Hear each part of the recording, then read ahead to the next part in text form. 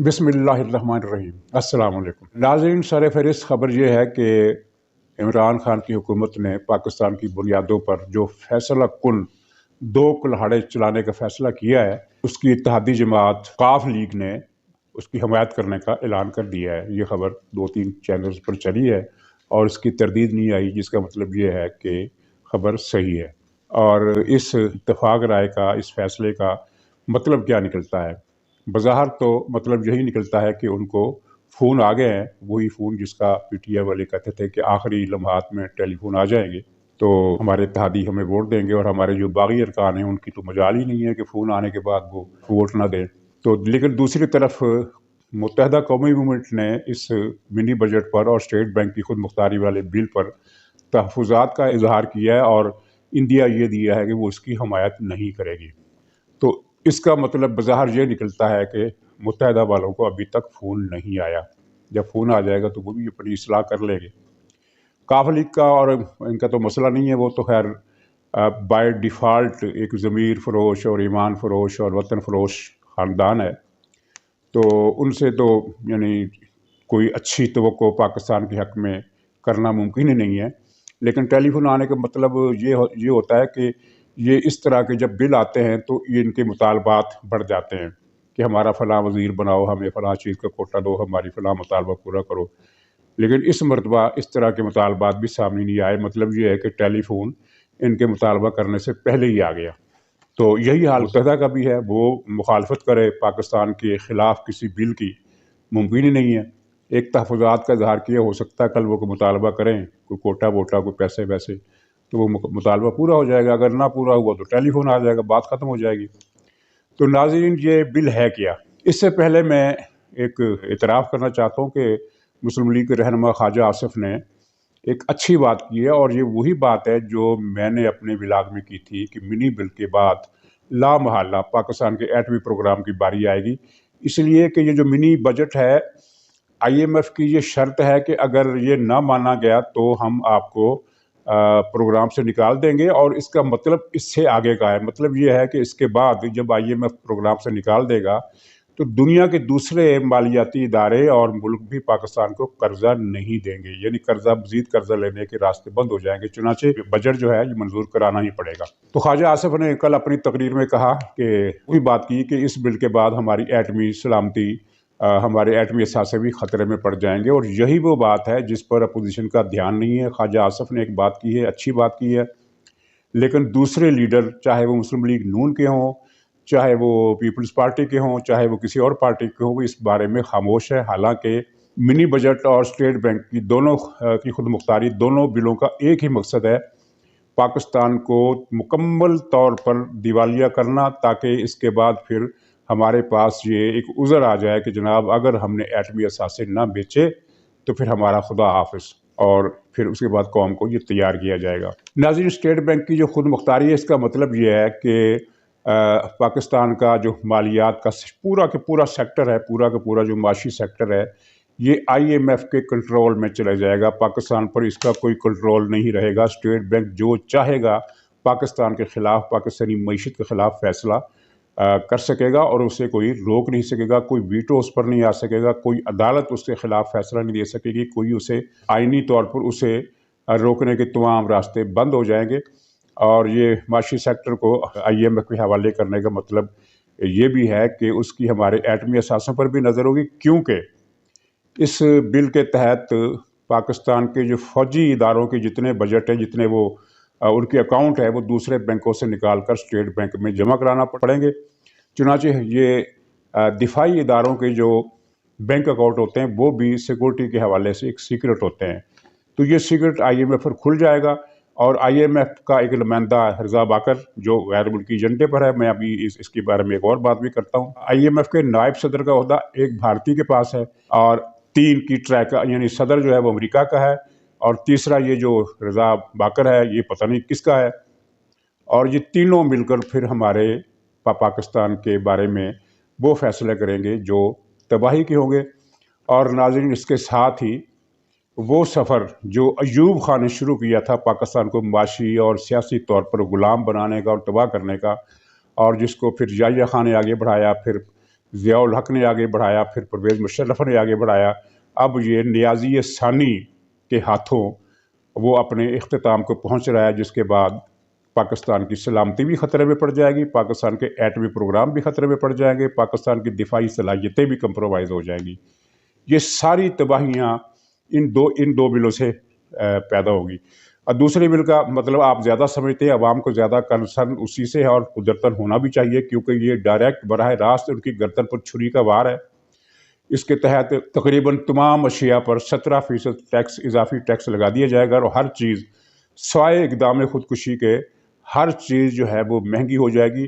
اور جبکہ بجلی کی قیمت میں جو اضافے ہیں وہ اس بل کے علاوہ ہے، مثلا ایک 4 روپے کا اضافہ ہو رہا ہے، آج یا کل میں ہو جانا ہے، اور یہ اضافہ اس منی بجٹ سے متعلق نہیں ہے۔ یہ عمران خان کی جو ذاتی ایک آرا مشین اس نے رکھی ہوئی ہے نا عوام کو ذبح کرنے کے لیے، یہ اس کے تحت ہے۔ اور یہ IMF کے تحت جو بجلی مہنگی ہوگی وہ الگ سے ہوگی، گیس اس کے تحت الگ سے مہنگی ہوگی، اور سبسڈیز ختم ہوگی، اور جتنی چیزوں پر ٹیکس کی چھوٹ ہے وہ ان پر ٹیکس لگا دیا جائے گا 17% کے حساب سے۔ اور اس پر ان بے شرم وزیروں کا یہ بیان بھی کل چھپا ہے، سامنے آیا ہے کہ اس سے عام آدمی پر کوئی فرق نہیں پڑے گا۔ عام آدمی سے مراد شاید علیمہ باجی ہے، یا پھر علیم خان ہے، یا پھر جہانگیر ترین ہے، یا پھر عمران خان خود ہے۔ اگر یہ 4 آدمی عام آدمی ہیں تو واقعتاً ان کو تو کوئی فرق نہیں پڑے گا، ان کے پاس تو خربوں کے اثاثے ہیں، تو جن پر فرق پڑے گا وہ اس بیان پر سوائے بددعائیں دینے کے کیا کر سکتے ہیں۔ اب ان وزیروں کی حالت بے رحمی کی اور صفاقی اور سنگ دلی کی اور بے شرمی کی یہ ہے کہ کل وہ جو وزیر ہے پختونخوا کا، کیا نام ہے اس کا، جو درود پڑھ کر لازماً جھوٹ بولتا ہے، اور جو جھوٹ بولنے سے پہلے لازماً درود شریف پڑھتا ہے، اور اس طرح ایک گناہ کبیرہ کا مرتکب ہوتا ہے، تو اس سے کل ایک صحافی نے پوچھا کہ یہ منی بجٹ سے تو مہنگائی بہت زیادہ ہو جائے گی، تو اس نے جواب میں کیا کہا؟ اس نے مہنگائی کے بارے میں بات نہیں کی، اس نے کہا کہ اللہ نے ہمیں عمران خان جیسا لیڈر بڑی مشکل سے عطا کیا ہے۔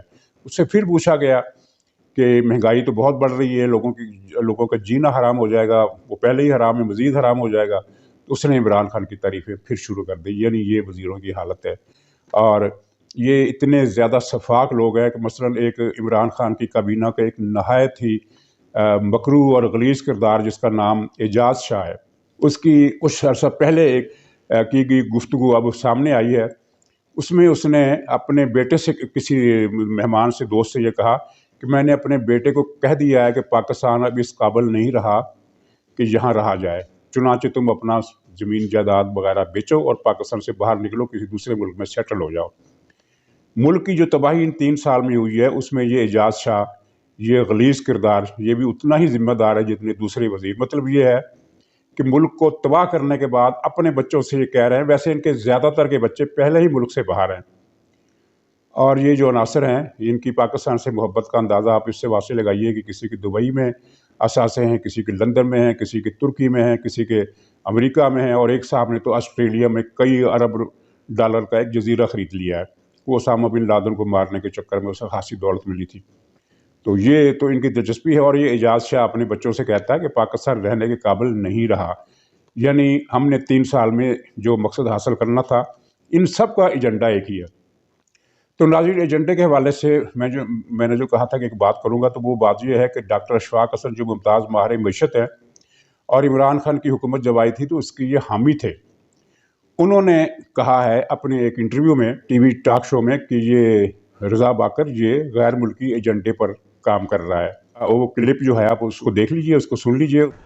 یہ میں آپ کو بتا دوں، the ultimate target is your countries defence budget, ultimate target. کسی کو شک ہے آئے مجھ سے ڈسکس کرے، میں آپ کو بتاتا ہوں کہ میں یہ بات کیوں کہہ رہا ہوں۔ گورنر صاحب کو صرف یہ بتا دینا چاہتا ہوں آپ کے پروگرام کے ذریعے سے کہ یہ ایجپٹ نہیں ہے گورنر صاحب، یہ پاکستان ہے۔ یہاں پر ہم سمو کے نظر آپ پہ ہے، آپ کیا کام کر رہے ہیں، کس ایجنڈے پہ آپ کام کر رہے ہیں، یہ ہم سب کو پتا ہے۔ آپ اس ملک کو بہت نقصان آپ نے پہنچا دیا ہے، خدا کے واسطے ہاتھ جوڑتا ہوں آپ چلے جاؤ اس ملک سے۔ بہت آپ نے ایجنڈا امپلیمنٹ کر دیا، اتنا امپلیمنٹ کر دیا ہے کہ سفیشنٹ ہے، پاکستان 3 سے 5 سال تک اسی میں پھنستا رہے گا۔ آپ نے اپنا کام پورا کر دیا ہے، آپ چلے جاؤ یہاں سے، یہ زیادہ آپ کے لیے مناسب ہے۔ آپ کس کے لیے کام کر رہے ہو؟ आप हुकूमत पाकिस्तान के लिए काम नहीं कर रहे हो। उसमें वही बातें जो मैं करता रहा हूँ। फ़र्क ये है कि अशफाक साहब ने इमरान खान का नाम नहीं लिया और शौकत तरीन का नाम नहीं लिया। मैं कहता हूँ कि इन तीनों को एक ही सफ़ में रखना चाहिए, क्योंकि बुनियादी तौर पर रज़ा बाकर का एजेंडा जो है वो दरअसल इमरान खान का एजेंडा है, और इमरान खान उसकी तकमील के लिए बाहर से रज़ा बाकर को लाया, पाकिस्तान के अंदर से ये शौकत तरीन को लाया। पाकिस्तान और आवाम के गर्दन पर कुल्हाड़ा चलाने के लिए तीनों एक पेज पर हैं। अगर अपोजिशन ने बहुत ज़ोरदार ऐलान किया है कि हम इस बजट को मंजूर होने से रोकेंगे, लेकिन अपोजिशन के ज़ोरदार बयानात जब भी आए हैं वो बाद में पता चला है कि वो एक हल्का सा गुब्बारा था जो ज़रा सा नाखून छुपाने से या पिन छुपाने से फट कर गायब हो गया। तो इसलिए अपोजिशन की बात का तो कोई ज़्यादा वज़न नहीं है। अपोजिशन वैसे भी जब ये बजट पास होगा तो ये वाकआउट कर जाएगी ताकि आसानी से ये पास हो सके। मौजूदा अपोजिशन में मुज़ाहमत के नाम की कोई चीज़ है ही नहीं। आप समझ आइए, जब जिस अपोजिशन का कायद शहबाज शरीफ हो वो क्या मुज़ाहमत करेगी। तो ये कुल्हाड़े चलने वाले हैं, और इन कुल्हाड़ों के बाद पाकिस्तान की बुनियादों पर, पाकिस्तान के वजूद पर, इस वतनी अजीज़ के जश्न पर किसी और कुल्हाड़ा चलाने की ज़रूरत रह ही नहीं जाएगी। ऐसी नौबत फिर दोबारा इमरान खान को ज़हमत नहीं करनी पड़ेगी। मतलब ये है कि इमरान खान का मिशन जो है वो कल पाया तकमील तक पहुँच जाएगा। उसके बाद फिर एटमी असासों का मसला रह जाएगा। वो फिर कोई भी आएगा, चाहे फिर वो जरदारी आ जाए, चाहे वो ये लबैक वाले आ जाएँ, चाहे कोई आ जाए, तो वो उनके लिए बाएं हाथ का खेल होगा।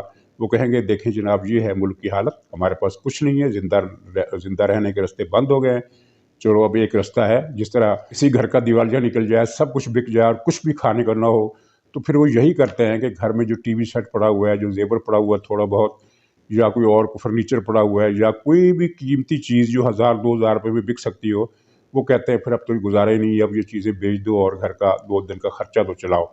तो ये नौबत आने वाली है। नाज़रीन, प्रोग्राम तो ये ख़त्म होने से पहले मैं एक बात सेनेटर मुश्ताक अहमद साहब की कर दूँ, जिन्होंने इस रात से पर्दा उठाया है कि ये जो कर्ज़े लिए जा रहे हैं हर महीने के हिसाब से, हर दिन के हिसाब से, अरबों डॉलर के हिसाब से, तो उनसे हुकूमत कर क्या रही है। तो एक छोटी सी झलक ये है कि पेशावर के गवर्नर हाउस में 3 मालशे रखे गए हैं, यानी मालशियों की पार्टी ने मज़ीद 3 मालशे रख दिए हैं। कितनी तनख्वाह होगी उनकी, ज़ाहिर है कर्जा की रकम तो बहुत ज़्यादा होती है, लेकिन ये मालशिया एक आइटम है ना, इन्होंने सैकड़ों आइटम पर ये रकम खर्च करनी होती है।